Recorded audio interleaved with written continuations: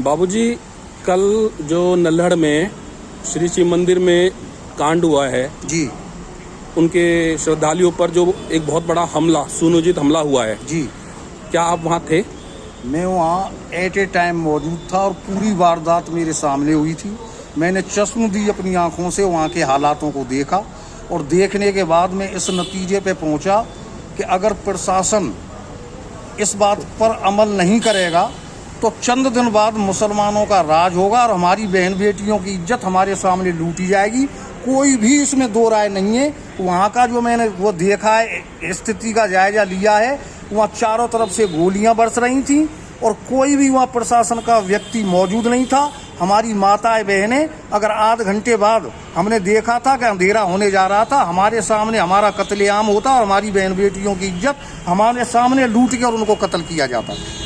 तो बाबूजी, वो लोग आप लोगों के मंदिर में आने के बाद उन्होंने फायरिंग की? हाँ, पहाड़ पर वो लोग चढ़े हुए थे, हम नीचे थे मंदिर में। करीब 6000 बच्चे, लेडीज और हम बुजुर्ग थे उसके अंदर। वो चारों तरफ पहाड़ पर चढ़ने के बाद चारों तरफ से फायर हो रहा था। जब हम लेडीजों को बाहर निकालने की कोशिश करते थे तो वो अपना फायर तेज कर देते थे और वहाँ जो गाड़ियों का हमने सिलसिला अपनी आंखों से देखा, वहाँ कम से कम मेरी नज़रों में, मेरी 76 साल की एज हो गई, कम से कम 300 गाड़ियों में आग लगाई गई और गाड़ियाँ पलटी गईं। जब हम वहाँ से निकलने की कोशिश कर रहे थे तो चश्मदीद मैंने वहाँ आदमियों का कत्ल होते हुए देखा। फरसाओं से काटे जा रहे थे। वो लाश कहाँ जा रही थी, कौन ले जा रहा था, इसके बारे में नहीं पता, क्योंकि हमें खुद अपनी सुरक्षा करनी थी। हम वहाँ ये देख रहे थे कि हम कैसे निकल के यहाँ से जाएं। ये मैंने स्थिति अपनी आंखों से वहाँ चश्मदीद देखी है।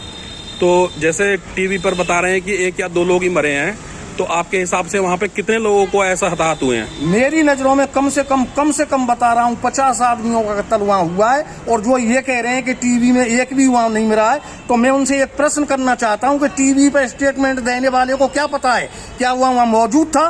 क्या उसने सरेआम वहाँ की स्थिति देखी? मैंने स्वयं वहाँ देखा। मेरी माताएं बहनों की किस तरह से वहाँ दुर्गति हो रही थी, किस तरह से वहाँ हिसाब किताब किया जा रहा था। चारों तरफ से फायरिंग हो रही थी, कोई भी वहाँ पूछने वाला नहीं था, कोई प्रशासन नहीं था वहाँ। चश्मदीद मैंने ये देखा। और मैं ये कहूँगा, जब तक हिंदू समाज ये सोचता रहेगा कि मेरी लड़की के साथ बलात्कार नहीं हुआ है, जब तक ऐसा होता रहेगा, जब तक मैं ये धारणा नहीं कर लूँगा कि ये कांड मेरी लड़की के साथ हुआ है, जब तक इस देश में सुधार नहीं हो सकता।